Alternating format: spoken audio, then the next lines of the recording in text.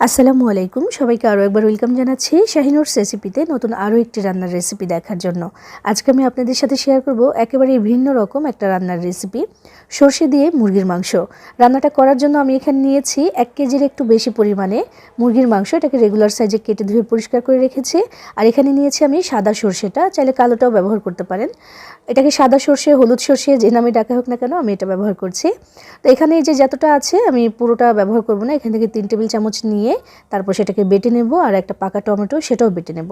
তো চলুন মূল রান্নায় চলে যাওয়া যাক। আর আপনি আমার ভিডিওতে একটা লাইক করে চ্যানেলটি সাবস্ক্রাইব করে পাশেই থাকবেন আশা করছি। বিসমিল্লাহির রহমানির রহিম। প্রথমেই চুলায় একটা প্যান বসিয়ে তার মধ্যে আমি দিয়ে দিলাম আধা কাপের একটু বেশি পরিমাণে তেল। এরপর এখানে আস্ত গরম মশলা দিয়েছি, যেমন ছোটো এক টুকরো দারুচিনি দিয়েছি, 4টি এলাচ, লবঙ্গ, তারপরে দিয়েছি এখানে গোলমরিচ 4টি দিয়েছি। তো এগুলো দেওয়ার পর এখানে দিয়ে দিচ্ছি আমি 1 কাপ পরিমাণে পেঁয়াজ কুচি। পেঁয়াজটাকে এবার একটু লাল লাল করে ভেজে নিতে হবে। একটু লাল করে ভাজলে দেখা যায় যে তরকারির যে কালারটা সেটা কিন্তু খুব সুন্দর আসে। তো একটু লাল লাল করে আমি এটাকে প্রথমে ভেজে নিচ্ছি। এমন যখন ভাজা হয়ে যাবে ওই বেরেস্তার কালার, তখন এখানে একটু পানি দিয়ে দিচ্ছি, নইলে কিন্তু আবার মশলাগুলো পুড়ে যাবে। আমি এখানে 1.5 টেবিল চামচ আদা বাটা, 1.5 টেবিল চামচ রসুন বাটা দিচ্ছি।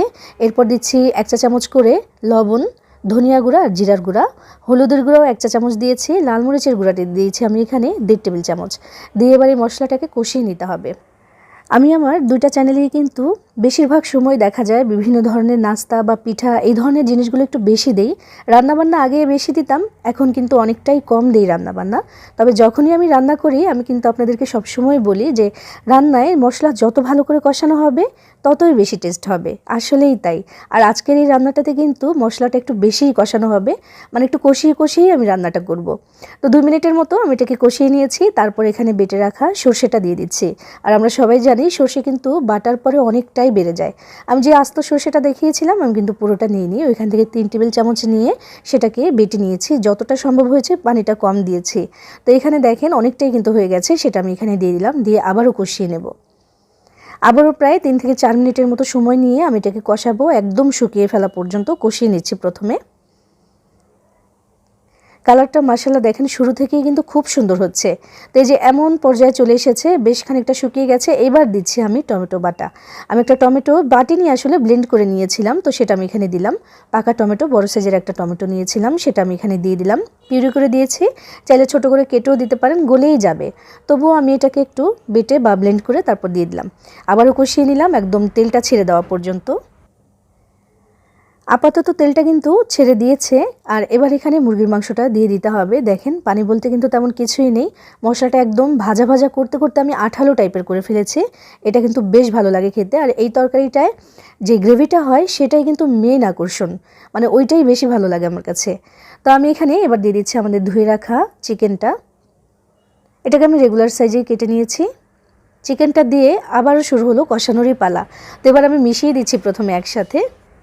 প্রথম কষানোটা কিন্তু ওই যে চিকেন থেকে পানি বের হবে ওইটা দিয়ে কিন্তু হয়ে যাবে। আর এতে করেই দেখা যাবে প্রায় 60% পর্যন্ত এটা সেদ্ধ হয়েই যাবে।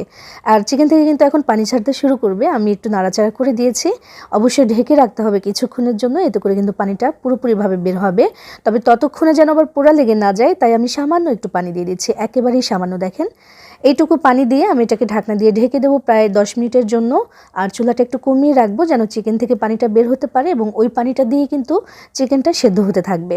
পরবর্তীতে আমি এখানে যতটুকু লাগে ঝোলের পানি সেটা দেবো পরে। এখন আমি ঢাকনা দিয়ে ঢেকে রেখে দিচ্ছি।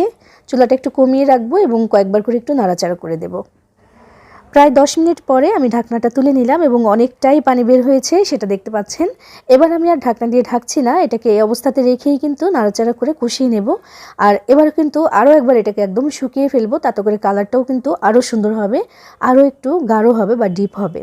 তো এটাকে নাড়াচাড়া করে আমি কষিয়ে নিচ্ছি। অবশ্যই নাড়াচাড়া করব বারবার করে, আর যেন লেগে না যায় সেদিকে একটু খেয়াল রাখবো। গ্রেভিটা দেখেন এখনই কত সুন্দর হয়ে গেছে। এই যে একটা রান্নার রেসিপি আমি আপনাদের সাথে শেয়ার করছি না, এই রেসিপিটি ফলো করে একদিন একটু রান্না করে খেলেই বুঝতে পারবেন এটা কতটা আলাদা রকম। রান্নার ধরনটা সেই চিরচেনা মুরগির মাংস যেমন রান্না করি সবাই তেমনই। তবে বাড়তি হিসেবে এই যে সর্ষেটা দিয়েছে, আমি সর্ষেটা বেটে দিয়েছি, এটা দিলে এটা যেন একেবারেই ভিন্ন রকম হয়ে যায়। তো দেখেন কথা বলতে বলতে আমি এটাকে সুন্দর করে কষিয়ে নিয়েছি, তেলটা একদম ছেড়ে দিয়েছে। এইবার আমি এখানে দিয়ে দিচ্ছি পানি। রান্নাটা কিন্তু আমার প্রায় অর্ধেক হয়ে এসেছে, কারণ মুরগির মাংসটা অনেক কষিয়েছি, সুন্দর একটা কালারও এসেছে, আবার কিন্তু সেদ্ধও হয়ে গেছে সুন্দর করে অর্ধেক, মানে 50 থেকে 60% মতো।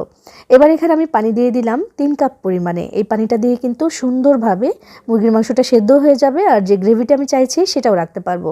তো দিয়ে এবার কয়েকটি কাঁচামরিচ দিয়ে আমি এটাকে ঢেকে দিচ্ছি। আর যে গ্রেভিটার কথা বারবার বলছি, এটা কিন্তু ভাত, রুটি, পরোটা, নান রুটি অথবা মুড়ি মাখার মধ্যেও যদি দেন ভীষণ ভালো লাগবে খেতে, এবং এর স্বাদ সহজে ভুলতে পারবেন না। তো আমি এটাকে সুন্দর করে মিডিয়াম আঁচে রেখেছিলাম। রান্নাটা প্রায় হয়ে এসেছে আমার, আর চুলাটা এখন আমি বন্ধ করে দেব। রান্নাটা কিন্তু কমপ্লিট হয়ে গেছে, আর ঝোলটা আমি এমনই চাই, এর থেকে বাড়তি ঝোল আমার প্রয়োজন নেই, এমন হলেই চলবে। নামাতে নামাতে আরও একটু শুকিয়ে যাবে, গাঢ় একটা ঝোল হয়েছে। এইভাবে রান্না করে একদিন খেয়ে দেখেন, অনেক বেশি পছন্দ হবে, সবাই পছন্দ করে খাবেন ইনশাল্লাহ। সবাই ভালো থাকবেন, সবার জন্য সবাই দোয়া করবেন।